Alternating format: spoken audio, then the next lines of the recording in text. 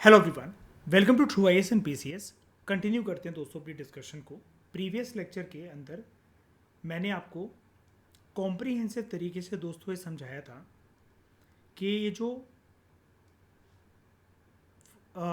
किला था दौलताबाद का, ये कैसे हैदराबाद के निज़ाम ने सौंप दिया था मराठास को after losing in battle of Khardah. ठीक है। इसके अलावा मैंने आपको सब्सिडरी अलायंस की जो पॉलिसी थी ये कैसे बेवकूफ़ बनाने का काम करती थी इंडियन किंग्स को और उनके किंगडम्स को, इसके बारे में भी हम लोगों ने कॉम्प्रिहेंसिव तरीके से जान लिया था। अब दोस्तों देखना, अभी तक हमें मराठास ना बड़ी यूनाइटेड फोर्स की तरह लगते थे। ये लोग कितनी बड़ी बड़ी बातें करते थे।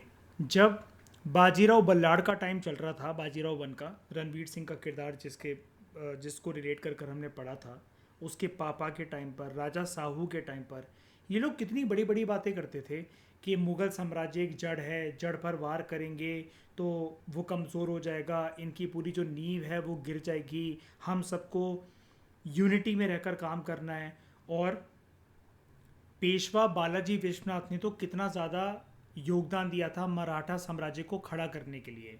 राजा साहू की इन्होंने कितनी मदद करी थी मराठा सरदारों को कन्विंस करने के लिए कि यही जो हैं वो लीगल हायर है और इन्हीं को राजा बनना चाहिए।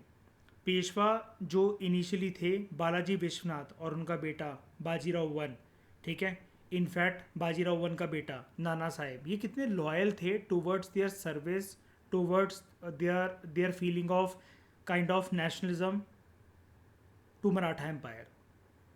अब ये जो मुग़ल एम्पायर को जो कोसते थे ना, किस बात के ऊपर कि उनमें यूनिटी नहीं है, निकम्मे हैं ये जो मुग़ल साम्राज्य के जो लोग हैं, शराब और शवाब में डूबे रहते हैं ये, इनके जो सारे के सारे जो अभी तक किंगडम्स थे वो अब ऑटोनॉमस होने की डिमांड कर रहे हैं, बगावत हो रही है, वो इंडिपेंडेंट बनना चाह रहे हैं। अब बात ये है ना कि अपने ऊपर तो बहुत प्राउड फील कर लिया मराठा साम्राज्य वालों ने, लेकिन मुग़ल एम्पायर को इतना कोसते कोसते, इतना ज़्यादा उनको क्रिटिसाइज़ करते हुए, उनके खिलाफ षड्यंत्र रचते हुए, बद्दुआ इनको भी लगेगी। बात वही है कि बकरे की अम्मा कब तक खैर मनाएगी, कभी तो आएगी। तो सेमी इंडिपेंडेंट मराठा हाउसेस के टॉपिक में, basically semi independent Maratha houses is a kind of, जो हम टॉपिक पढ़ चुके हैं, Maratha confederacies like Gaikwad at Baroda, Bhonsle of Indore, Holkar of Bhonsle of Nagpur, Holkar of Indore and Scindias of Gwalior. क्या हुआ यहाँ पर, बड़े बड़े जो मराठा सरदार थे उन्होंने जो सेंट्रल अथॉरिटी, ये सब कुछ हम विद इन मराठा साम्राज्य ही पढ़ रहे हैं, जो सेंट्रल अथॉरिटी मराठा साम्राज्य वालों की वीक होती जा रही थी, उसका भरपूर तरीके से पूरा पूरा फ़ायदा उठाने की कोशिश करी। और इन्होंने भी सेमी इंडिपेंडेंट स्टेट्स जो है एक एक करके कार्व आउट करना स्टार्ट करे उत्तर भारत के अंदर, नॉर्दर्न इंडिया के अंदर। तो अब आप मुझे बता दो, इस लाइन को सुनते हुए आपको अब क्या डिफरेंस लग रहा है मराठास में और मुगल्स में।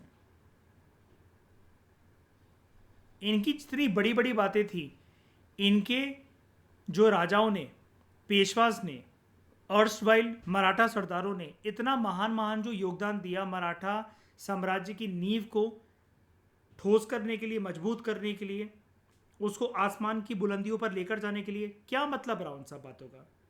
राख में मिल गया ये सब, तो खाक में मिल गया जब आगे के मराठा सरदार हरकत ही वही कर रहे हैं जो कि मुगल साम्राज्य के लोगों ने करी थी, उनसे अलग होकर अपनी पावर, अपने अपने बारे में सोचने की जब उन्होंने पूरी तरीके से कोशिश करी थी।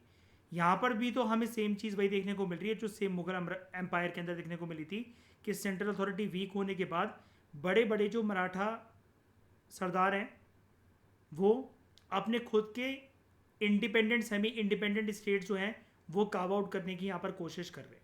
उनमें से कुछ जो प्रमुख नाम हमारे सामने आते हैं, they were Gaikwad of Baroda, Bhonsle of Nagpur, Holkar of Indore and Scindias of Gwalior. Maratha सरदार जो थे उन्होंने अपना पूरा का पूरा जो एडमिनिस्ट्रेशन था आगे चलकर वो सेम मुगल एडमिनिस्ट्रेशन के पैटर्न पर अपनाया। अब पहले तो आप इनको बड़ा क्रिटिसाइज़ करते थे कि मुग़ल एडमिनिस्ट्रेशन ऐसा, मुग़ल एडमिनिस्ट्रेशन वैसा, हम उनसे यूनिक हैं, हम हिंदुस्तान में नए शहनशाह बनेंगे मुग़ल साम्राज्य को रिप्लेस कर। तो आप उनको कॉपी पेस्ट क्यों कर रहे हो? और सेम जैसे मुग़ल साम्राज्य के अंदर हमें देखने को मिला था, जो उनसे सेमी इंडिपेंडेंट स्टेट्स जो काव आउट हुए थे, उन्होंने अपनी खुद की जो सेपरेट आर्मी बनाई थी, सेम ये हरकत मराठा साम्राज्य के अंदर भी हमें देखने को मिल रही है। इनकी जो लॉयल्टी थी टुवर्ड्स पेशवास, वो सिर्फ एक नाम की रह गई थी। जैसा कि मुग़ल साम्राज्य के अंदर हम देखते हैं, जब वहाँ पर सेमी इंडिपेंडेंट स्टेट्स जब काव आउट हुए थे, उन्होंने भी तो यही कहा था कि हम भले ही मुग़ल साम्राज्य से अलग हो गए हैं, लेकिन मुग़ल शहनशाह को जब भी हमारी ज़रूरत होगी हम पूरी तरीके से उनकी मदद करेंगे, हम बिल्कुल भी नाफरमानी नहीं करेंगे, ऐसा मत सोचना कि हम आपसे पूरी तरीके से अलग हो रहे हैं। तो बिल्कुल 100% डिट्टो चीज़ यही तो मराठा साम्राज्य के अंदर देखने को मिल रही है। तो अब डिफरेंस रह क्या गया? मुगल अथॉरिटी जैसी थी वैसी अब ये मराठा साम्राज्य के लोग बनते चले जा रहे हैं। तो इनकी जो लॉयल्टी थी टुवर्ड्स पेशवास वो अब नाम की रह गई। And they started plotting with the enemies of the Maratha empire. और ये दुश्मन जो थे मराठा साम्राज्य के, उनके साथ मिलने लग गए मराठा सरदार अपने वर्चस्व को, अपनी पावर को बढ़ाने के लिए। लेकिन फिर भी दो मराठा सरदार इस वक्त भी ऐसे टिके हुए थे जिनके भरोसे जब तक वो जी रहे हैं तब तक मराठा साम्राज्य टिका हुआ था। And they were Nana Phadnavis and Mahadji Scindia. Mahadji Scindia was from Gwalior because Scindias were from Gwalior. Mahadji Scindia के बारे में अगर हम थोड़ी सी बात करें तो ये एक इंपॉर्टेंट मराठा रूलर थे, सरदार थे इन उत्तर भारत, इन नॉर्दर्न इंडिया। इन्होंने शाह आलम की, जो कि मुगल शासक था, उसकी मदद करी थी इलाहाबाद फोर्ट से बाहर निकलने में। और ये एक मेडिएटर का इन्होंने रोल प्ले करा था in the treaty of Salbai. Treaty of Salbai के बारे में छोटी सी बात मैं आपको बताना चाहूँगा। ट्रीटी ऑफ सलबाई जो है वो 17 में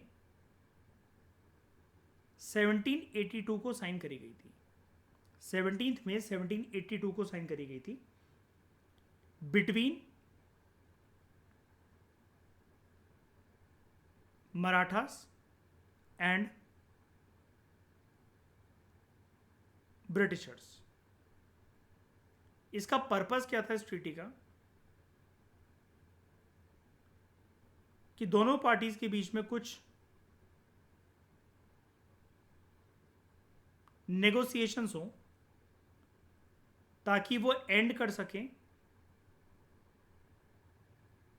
फर्स्ट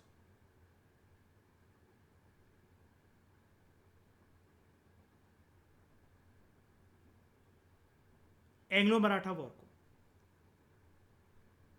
पर्टिकुलरली इसको जो साइन करा गया था, it was sign between Britishers की साइड से जो पर्सन था, इट वॉज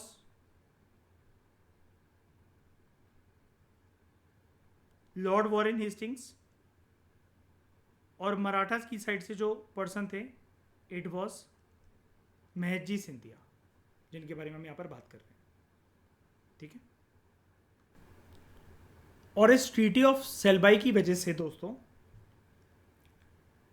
हुआ क्या था, जो फर्स्ट एंग्लो मराठा वॉर जो था वो एंड हो चुका था। जो स्टेटस क्यू जो था,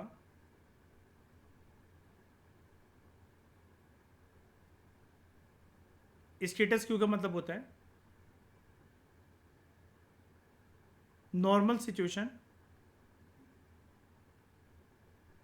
जो पहले एग्जिस्ट करती थी वो दोबारा आ जाए, वो दोबारा से स्टैब्लिश हो गया था। और शांति व्यवस्था 20 सालों के लिए आ गई थी। 20 साल के बाद लेकिन फिर हमें आगे चलकर देखने को मिलते हैं second and third Anglo Maratha Wars, जिसके बारे में हम आने वाले चैप्टर्स के अंदर जानेंगे डिटेल में। ठीक है।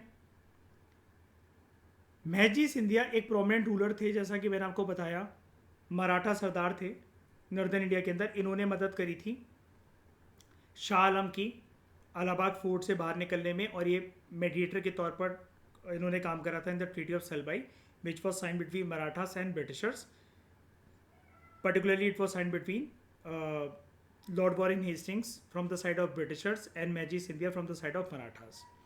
मैजी सिंधिया ने एक पावरफुल आर्मी भी ऑर्गेनाइज करी थी फ्रेंच ऑफिसर्स की मदद से, फ्रेंच ईस्ट इंडिया कंपनी वाले जो लोग थे उनकी मदद से, और इन्होंने शाह आलम टू को, वैसे इसका जो नाम था इट वॉज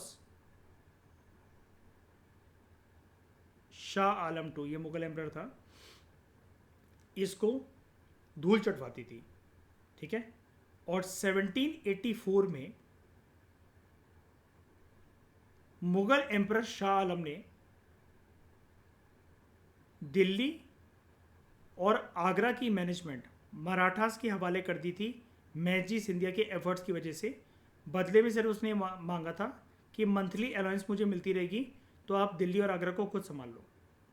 तो एक तरीके से हम कह सकते हैं कि मैजी सिंधिया के टाइम पर Mahadji Scindia became the de facto ruler of Hindustan, क्योंकि इसने शाह आलम टू से एक बहुत बड़ी पोस्ट जो थी वो कंसेशन में मांग ली थी, and it was emperors deputy, नायब मुनासिब बन गया था इस शाह आलम टू का।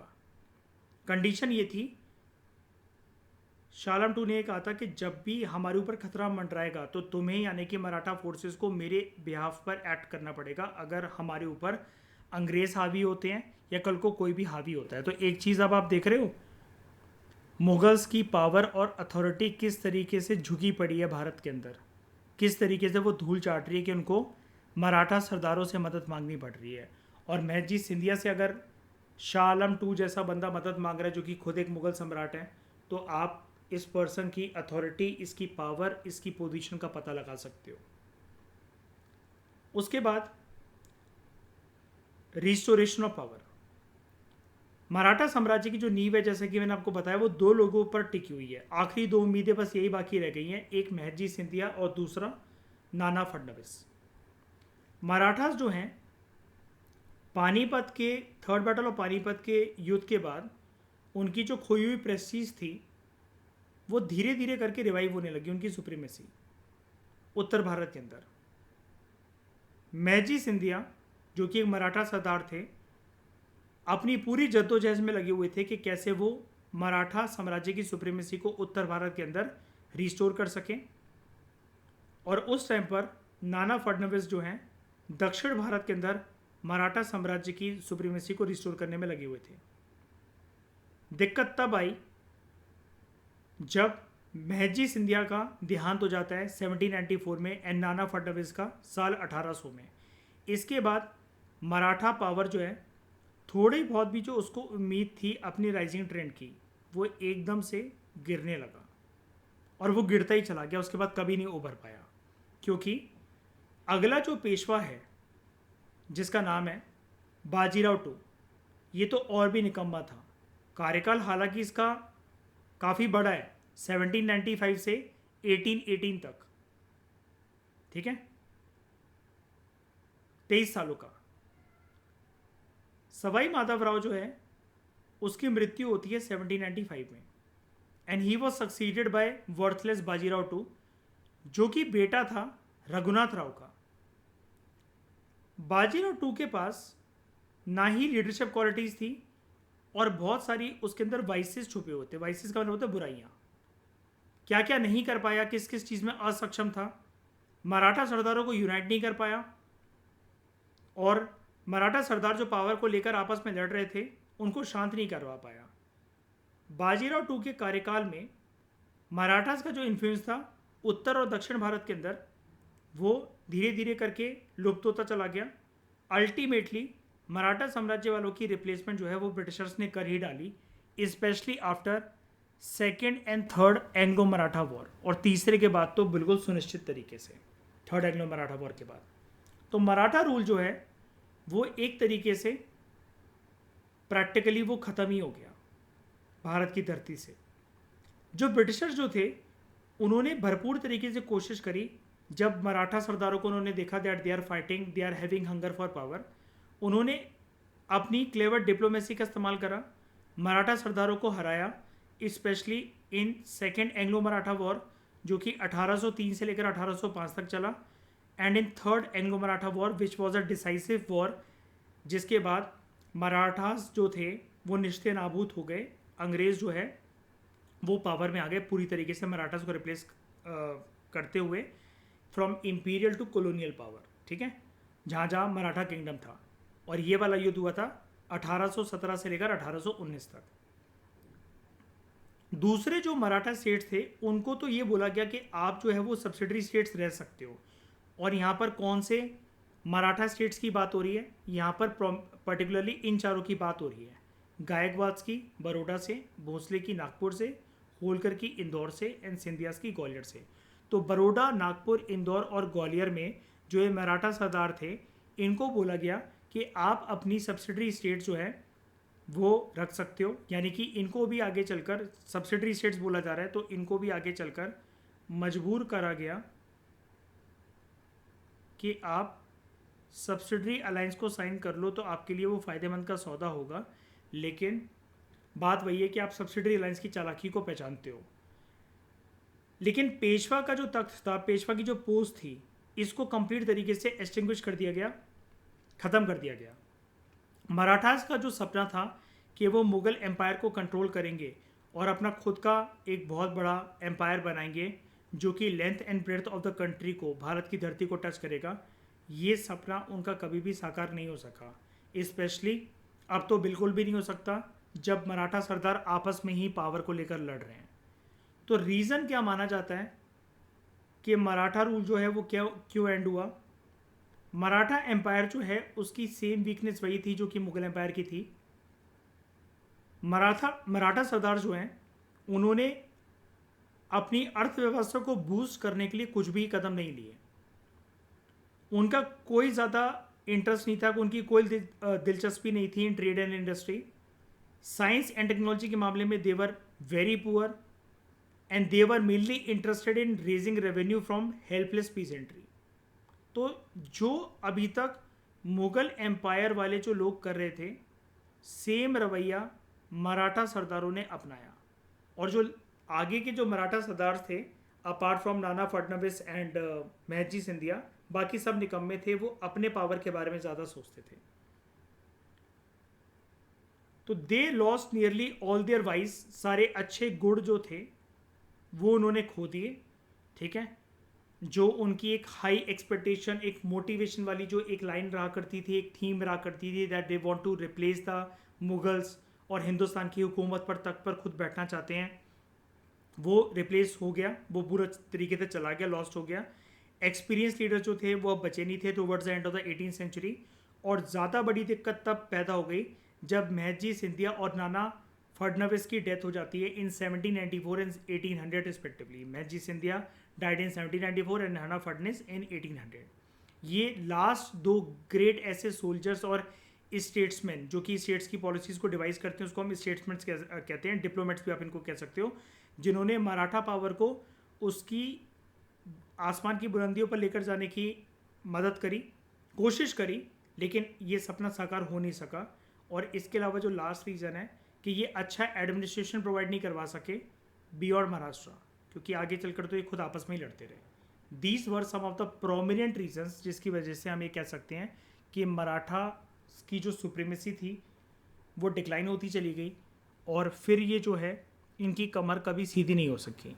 And finally they were replaced by Britishers जो कि धीरे धीरे करते हुए, जैसा कि मैं आपको प्रीवियस कुछ लेक्चर से बता रहा हूँ कि इंडिया के अंदर वो ये देख रहे हैं कि कैसे उनको जो उनका सपना साकार करना था, शुरू में तो खैर उनका ये सपना था ही नहीं कॉलोनियल पावर बनने का, लेकिन अब इंडियन किंगडम्स और इंडिया की पॉलिटिकल वैक्यूम वाली जो सिचुएशंस जो क्रिएट हो गई हैं वो अंग्रेज़ों को बना बना एक सेटअप, एक रास्ता बनाकर दे रही हैं कि कैसे वो अपने आप को कन्वर्ट कर सकें फ्रॉम इम्पीरियल पावर जो कि शुरू में सिर्फ इकोनॉमी, ट्रेड और प्रॉफिट मेकिंग के पर्पज़ से होती थी, टू कॉलोनियल पावर। अब वो सत्ता में बैठकर खुद जो है हुकूमत को चलाना चाहते हैं।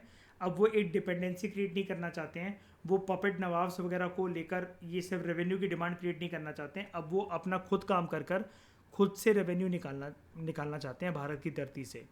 और मुगल्स के निश्ते नाबूद होने के बाद, उसके बाद मराठास जो कि उनको रिप्लेस कर सकते थे, उसके भी निश्ते नाबूद होने के बाद अब कम्प्लीटली तरीके से जो ब्रिटिशर्स हैं वो फ्री हैं। तो ये दोस्तों हमने कॉम्प्रिहेंसिव तरीके से मराठास का जो टॉपिक है वो कंप्लीट करा।